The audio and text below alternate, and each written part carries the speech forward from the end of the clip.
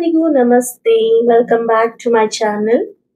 ಇಂದಿನ ಟಾಪಿಕ್ ತಮ್ಮನೇಲಲ್ಲಿ ನೀವು ನೋಡಿರ್ತೀರಾ, ನಿಮ್ಮ ಪ್ರೀತಿಗಾಗಿ ಅವರು ತಮ್ಮ ಇಡೀ ಜೀವನವನ್ನು ಬದಲಾಯಿಸುತ್ತಾರೆ ಅಂತ ಬರ್ತಾ ಇದೆ ಅಲ್ವಾ. ಸೊ ನಾವು ಇಲ್ಲಿ ಚೆಕ್ ಮಾಡೋಣ, ನಿಮ್ಮ ಮನಸ್ಸಿನ ಪಾರ್ಟ್ನರ್ ನಿಮ್ಮ ಪ್ರೀತಿನ ಉಳಿಸ್ಕೊಳ್ಳೋದಕ್ಕೆ ಅವರ ಲೈಫ್ ಸ್ಟೈಲ್ನ, ಅವರ ಲೈಫ್ನ ಚೇಂಜ್ ಮಾಡ್ಕೊಳ್ತಾರಾ ಅಂತ ನಾವು ನೋಡೋಣ. ಇಲ್ಲಿ ನಾನು 5 ಕಾರ್ಡ್ ಸ್ಪ್ರೆಡ್ ಮಾಡ್ತೀನಿ. ಸೊ ನೀವು ನಿಮ್ಮ ಮನಸ್ಸಲ್ಲಿ ನಿಮ್ಮ ಪಾರ್ಟ್ನರ್ ನಿಮ್ಮ ಹೆಸರನ್ನ 3 ಟೈಮ್ಸ್ ಖುಷಿಯಿಂದ ಮನಸ್ಸಲ್ಲಿ ಹೇಳ್ಕೊಂಡು ಫೀಲ್ ಮಾಡಿಕೊಂಡು ಈ ವಿಡಿಯೋನ ನೋಡೋದಕ್ಕೆ ಸ್ಟಾರ್ಟ್ ಮಾಡಿ. ಸೊ ನಿಮಗೆ ಇದೇ ಥರ ಸಿಚುವೇಶನ್ ಇದ್ದರೆ, ಇದೇ ಥರ ಪ್ರಶ್ನೆಗಳು ನಿಮ್ಮ ಮನಸ್ಸಲ್ಲಿ ಕೇಳ್ತಾ ಇದ್ರೆ, ಸೊ ರೆಸನೇಟ್ ಆದರೆ ಕಮೆಂಟ್ ಮಾಡಿ. ಸೊ ಇನ್ ಕೇಸ್ ರೆಸನೇಟ್ ಆಗಿಲ್ಲ ಅಂದರೆ ಈ ಸಿಚುವೇಶನ್ ನಿಂದಲ್ಲ ಅಂತ ಭಾವಿಸಿ. ಸೊ ಇದು ಒಂದು ಕ್ಲಾರಿಟಿನ ಕೊಡುತ್ತೆ ಈ ಟ್ಯಾರೋ ರೀಡಿಂಗ್ ಇಂದ. ಹೋಪ್ ನಿಮಗೆ ಖಂಡಿತ ಸಿಗುತ್ತೆ ಅಂತ ಭಾವಿಸ್ತಾ ಲೆಟ್ಸ್ ಸ್ಟಾರ್ಟ್. ಸೊ ನಾನು ಇಲ್ಲಿ ಸರಿಯಾಗಿ ಜೋಡಿಸ್ಕೊಳ್ತೀನಿ, ಸ್ವಲ್ಪ ಟೈಮ್ ಕೊಡಿ. ನಿಮ್ಮ ಪರ್ಸನ್ ಇವಾಗ ಏನ್ ಅನುಭವಿಸ್ತಾ ಇದ್ದಾರೆ, ಏನನ್ನ ಫೀಲ್ ಮಾಡ್ತಾ ಇದ್ದಾರೆ, ಒಂದು ಡೀಪ್ ಎಮೋಷನಲ್ ಆಗಿರ್ಬೋದು, ಇಲ್ಲ ಮೆಂಟಲ್ ಪ್ರಾಸೆಸ್ನ ಅನುಭವಿಸ್ತಾ ಇರ್ಬೋದು. ಅವರು ಇವಾಗ ತುಂಬಾನೇ ಅವ್ರು ಏನ್ ಥ್ರೂ ಹೋಗ್ತಾ ಇದ್ದಾರೆ ಅಂತ ಅಂದ್ರೆ, ಒಂದು ಡೀಪ್ ಎಮೋಷನಲ್ ಮೆಂಟಲಿ ವೀಕ್ ಆಗಿದ್ದಾರೆ.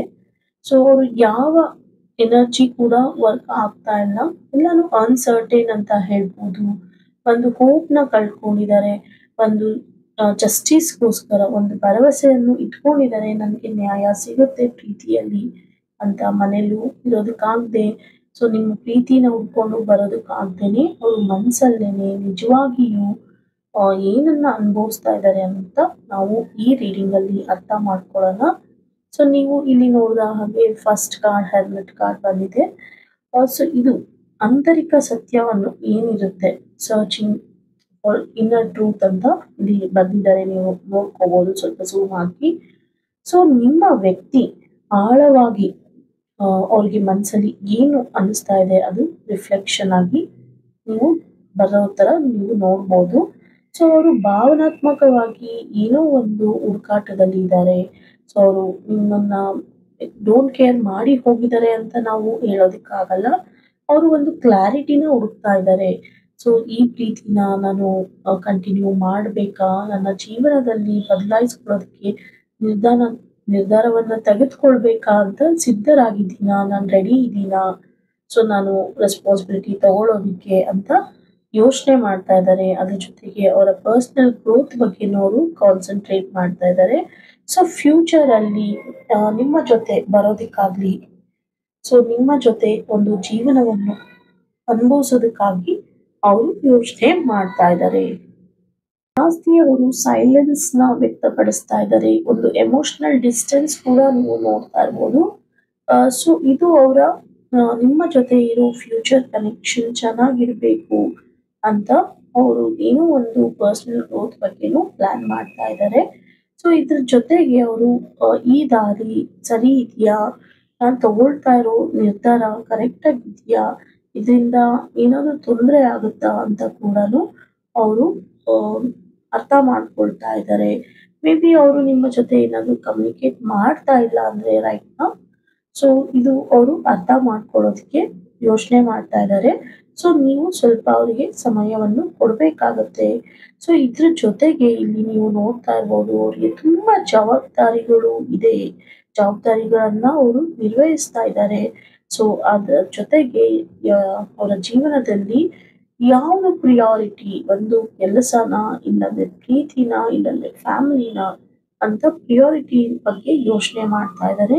ಇಲ್ಲಿ ಅವರು ಯಾವುದೇ ರೀತಿ ಯಾವುದೋ ಒಂದು ವಿಚಾರಕ್ಕೆ ಸೆಟಲ್ ಆಗ್ತಾ ಇಲ್ಲ. ಅವರಿಗೆ ಮನಸ್ಸು ವಿಚಲಿತವಾಗಿ ಇನ್ನೂ ಅನ್ನಿಸ್ತಾ ಇರುತ್ತೆ, ತುಂಬಾನೇ ಪ್ರೆಷರೈಸ್ಡ್ ಆಗಿ ಇರ್ತಾರೆ ಒಂದೊಂದ್ಸತಿ.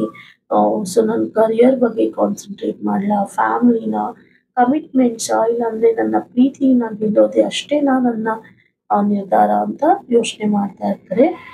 ಸೊ ಅವರು ಪ್ರಮುಖವಾಗಿ ಅವರು ಯಾವುದೇ ನಿರ್ಧಾರ ತಗೊಂಡ್ರು ಸೊ ಒಂದು ಬ್ಯಾಲೆನ್ಸ್ ಮಾಡೋದು ತುಂಬಾ ಅಗತ್ಯ ಅಂತ ತಿಳ್ಕೊಂಡಿದ್ದಾರೆ.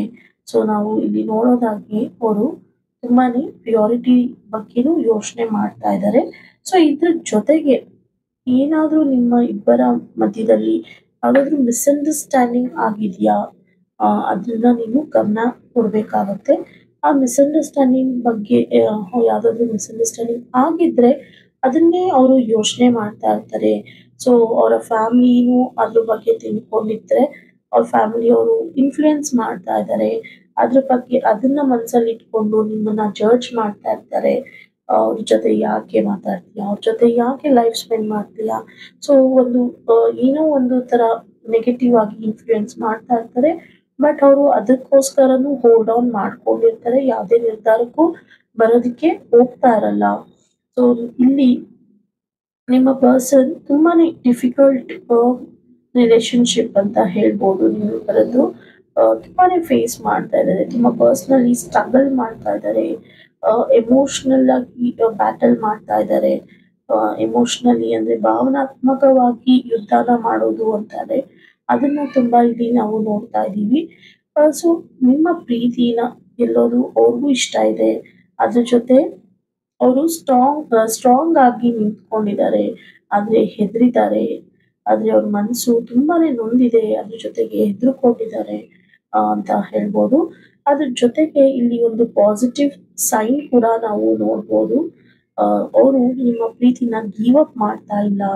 ನಿಮ್ಮ ಪ್ರೀತಿನ ಬಿಟ್ಕೊಡೋದಕ್ಕೆ ಅವರು ರೆಡಿ ಇಲ್ಲ. ಅದನ್ನ ನಾವು ಇಲ್ಲಿ ಪಾಸಿಟಿವ್ ಸೈನ್ ಅಂತ ನೋಡ್ಬೋದು. ಏನಕ್ಕಂದ್ರೆ ಅವರು ನಿಮ್ಮ ಪ್ರೀತಿ ಬಗ್ಗೆ ತಿಳ್ಕೊಂಡಿರ್ತಾರೆ. ನೀವು ಪ್ರೀತಿ ಏನು ಅಂತ ತಿಳ್ಕೊಂಡಿರ್ತಾರೆ.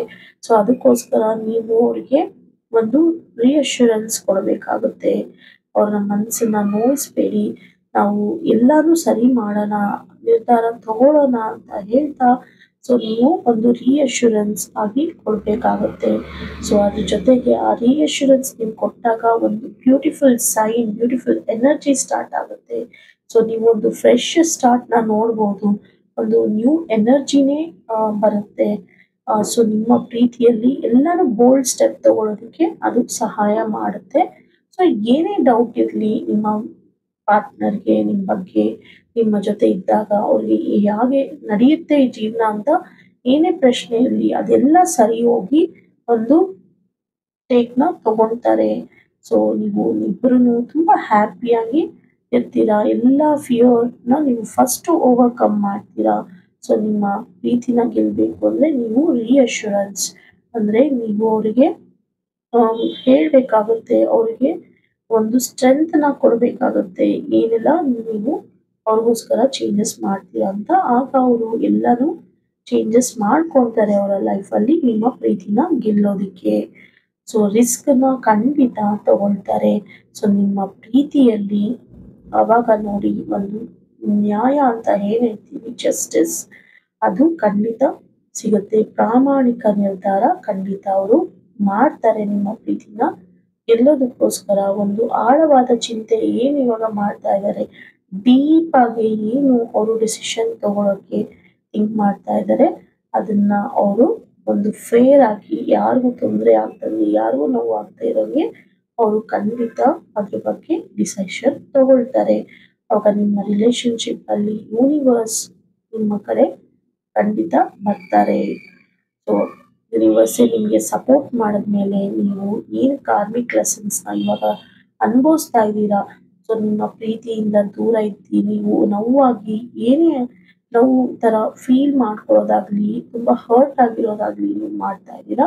ಇಲ್ಲ ಗಿಲ್ಟ್ ಏನಾದ್ರೂ ನಿಮ್ಗೆ ಕಾಡ್ತಾ ಇದೆ ನಿಮ್ಮ ಸಂಬಂಧದಲ್ಲಿ, ಆ ಥರ ಏನಾದ್ರೂ ನೀವು ಅನುಭವಿಸ್ತಾ ಇದ್ರೆ ಖಂಡಿತ ಅದ್ರಲ್ಲಿ ನೀವು ಏನಾದ್ರೂ ತಪ್ಪು ಮಾಡಿದ್ರೆ, ತಪ್ಪು ಮನೋಭಾವ ಇದ್ರೆ ಅದೆಲ್ಲವೂ ಸರಿಯಾದ ಕೆಲಸವನ್ನು ಮಾಡಲು ನೀವು ಮುಂದೆ ಆಗ್ತೀರಾ. ಸೊ ಅವ್ರೇನಾದ್ರೂ ನಿಮ್ಮನ್ನ ಮತ್ತೆ ವಾಪಸ್ ಬಂದು ನಿಮ್ಮ ಲೈಫಲ್ಲಿ ಬಂದಾಗ ನೀವು ಸೀರಿಯಸ್ ಆಗಿ ನಿಮ್ಮ ಇಂಟೆನ್ಷನ್ಸ್, ನಿಮ್ಮ ಉದ್ದೇಶಗಳು ಏನಿರುತ್ತೆ ಅದನ್ನ ನೀವು ಅವ್ರ ಹತ್ರ ಹೇಳ್ಕೊಳ್ಳಿ. ಸೊ ಒಂದು ಹಾಫ್ ಹಾರ್ಟ್ ಅರೆ ಮನಸ್ಸಿನಲ್ಲಿ ಏನನ್ನೂ ನೀವು ನಿರ್ಧಾರ ತಗೋಬೇಡಿ. ತಗೊಂಡೆ ಅವ್ರಲ್ಲಿ ನಿಮ್ಮ ಜೀವನಕ್ಕೆ ಖಂಡಿತ ವಾಪಸ್ ಬರ್ತಾರೆ. ಅವರು ಒಬ್ರು ರೈಟ್ ಪರ್ಸನ್ ಆಗಿರ್ತಾರೆ. ಅವರು ಇವಾಗ ಸದ್ಯದಲ್ಲಿ ಏನು ಅವ್ರಿಗೆ ಅಬ್ಸ್ಟಿಕಲ್ಸ್ ಕಾಣಿಸ್ತಾ ಇದೆ ಅದನ್ನೆಲ್ಲ ದಾಟಿ ಬರ್ತಾರೆ. ಸೊ ಬಂದಾಗ ನೀವು ಅವ್ರನ್ನ ಖುಷಿಯಾಗಿ ವೆಲ್ಕಮ್ ಮಾಡಿ ಅವ್ರಿಗೆ ಅಶ್ಯೂರೆನ್ಸ್ ಕೊಡೋದನ್ನ ಮಾತ್ರ ಮರಿಬೇಡಿ. ಯಾಕಂದ್ರೆ ಅವರು ನಿಮ್ಮನ್ನ ಎಲ್ಲವನ್ನು ಬಿಟ್ಟು ನೀವೇ ಮುಖ್ಯ ಅಂತ ಅವರು ಭಾವಿಸ್ತಾರೆ. ಸೊ ಆವಾಗ ನಿಮ್ಮ ಪ್ರೀತಿಯಲ್ಲಿ ಎಲ್ಲಾನು ಚೇಂಜ್ ಆಗುತ್ತೆ. ಒಂದು ಔಟ್ಕಮ್ ಅಂತ ನೋಡಿದ್ರೆ ಅವರು ನಿಮ್ಮನ್ನ ತುಂಬಾನೇ ಡೀಪ್ ಆಗಿ ಯೋಚನೆ ಮಾಡ್ತಾರೆ ನಿಮ್ಮ ಬಗ್ಗೆ. ಸೊ ಅವರು ತಮ್ಮ ಆಯ್ಕೆ ಏನಿದೆಯೋ ಅದನ್ನ ತಗೊಳ್ತಾರೆ. ಸೊ ಮತ್ತೆ ಏನು ಅವ್ರ ಮನಸ್ಸಲ್ಲಿ ಹರ್ಟ್ ಆಗಿದೆ, ಏನೋ ಒಂದು ಬೇಜಾರಲ್ಲಿ, ಇಲ್ಲಾಂದ್ರೆ ಮನಸ್ಸು ನೋವಾಗಿದೆ, ಅದನ್ನ ಅವರು ಫೈಟ್ ಮಾಡಿ ಫೇಸ್ ಮಾಡ್ತಾರೆ. ಅದ್ರ ಜೊತೆಗೆ ಅವರು ಒಂದು ಫ್ರೆಶ್ ಸ್ಟಾರ್ಟ್ನ ಮಾಡ್ತಾರೆ, ಮತ್ತೆ ಹೊಸ ಆರಂಭನ ಬಯಸ್ತಾ ಇದ್ದಾರೆ. ಅದಕ್ಕೆ ಧೈರ್ಯ ಬೇಕಾಗುತ್ತೆ. ಆ ಧೈರ್ಯ ನೀವು ಅವ್ರಿಗೆ ಕೊಡಬೇಕಾಗುತ್ತೆ. ಸೊ ಅವರು ಚೆನ್ನಾಗಿ ಯೋಚಿಸಿ ಒಂದು ನಿರ್ಧಾರನ ಖಂಡಿತ ತಗೊಳ್ತಾರೆ. ಅವರು ತಮ್ಮ ಭಯ ಮತ್ತು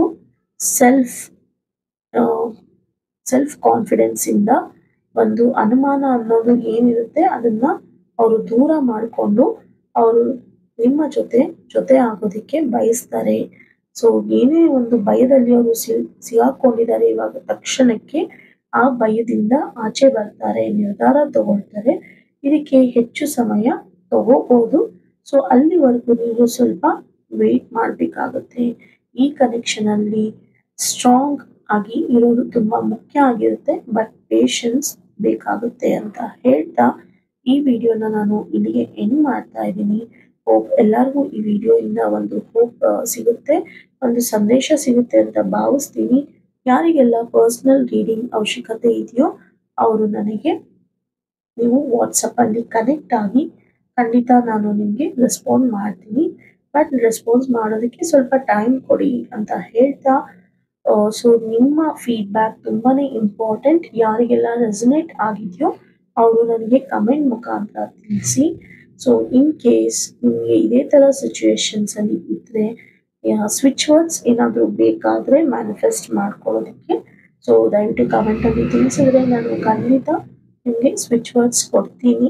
ಸೊ ಸ್ವಿಚ್ ವರ್ಡ್ಸಿಂದ ನಿಮಗೆ ಸ್ವಲ್ಪ ಸಹಾಯ ಆಗುತ್ತೆ. ಸೊ ಇಲ್ಲೂ ಕೂಡ ನಾನು ಒಂದು 2 ಸ್ವಿಚ್ ವರ್ಡ್ಸ್ ಹೇಳ್ತೀನಿ. ಸೊ ನೀವು ಎಂಬ್ರೇಸ್ ಅಂತ ನೀವು ಸ್ವಿಚ್ ವರ್ಡ್ಸ್ನ ಹೇಳ್ಕೊಳ್ಳಿ.